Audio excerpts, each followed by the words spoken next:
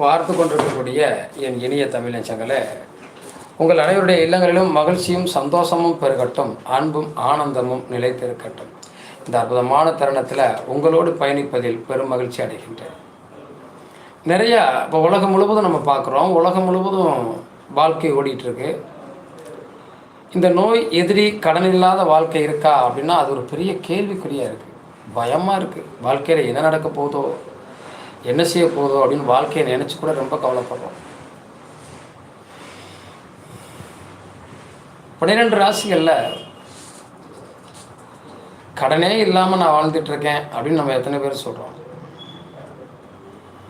நோயே இல்லாமல் வாழ்ந்துட்டுருக்கேன் அப்படின்னு நம்ம எத்தனை பேர் சொல்கிறோம்? நோய் எதிரி கடன் இல்லாமல் இருந்தால் அந்த வாழ்க்கை மகிழ்ச்சி. அப்படிப்பட்ட வாழ்க்கையை நமக்கு இறைவன் கொடுத்திருக்கிறானா? அது நமக்கான வாழ்க்கையா? பல நேரங்களில் பல சிந்தனைகளை சிந்திக்கிறோம். இந்த உலகம் நமக்காக செயல்படுதா, இந்த உலகத்துக்காக நாம தான் வாழ்ந்துக்கிட்டு இருக்கோமான்னு நமக்கே சில சமயம் புரியாது. நிறைய நேரங்களில்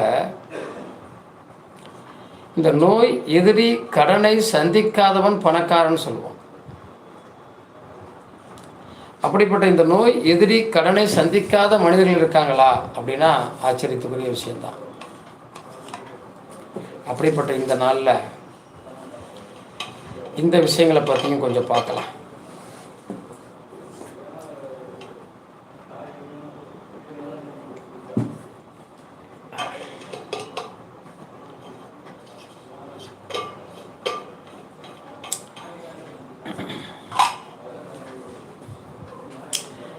நாம் இந்த 12 ராசிகளில் காலபுருஷனுக்கு 6ஆம் வீடு அப்படின்னு சொல்லக்கூடிய இடம் கன்னி. அது காலபுருஷனுக்கு 6ஆம் இடம். இந்த 6ஆம் இடத்தையும் 6ஆம் இடத்து அதிபதியும் தான் நாம் நோய் எதிரி கடன் அதுக்குரிய கரகம்னு சொல்லுவோம்.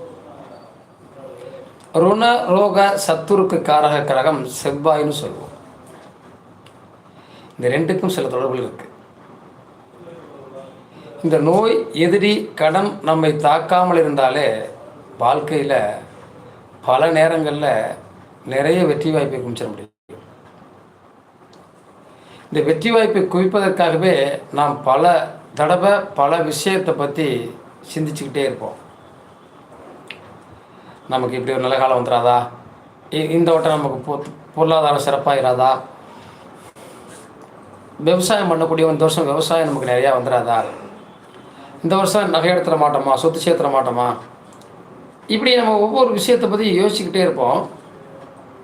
நிறைய பணங்காசுகள் வந்துடாதா, நாம் இந்த பிரச்சனைலேருந்து மீண்ட மாட்டோமா. ஏன்னா சில நேரங்களில் தனக்கு மிஞ்சிய கடன் வந்துடும். அதை சமாளிக்க முடியாத அளவுக்கு பாதிக்கப்படக்கூடிய அமைப்பையும் நமக்கு கொடுத்துரும். அப்போ தான் ரொம்பவே மனசுக்கு போராட்டமாக இருக்கும். கடனால் பாதிக்கப்படுறோம்.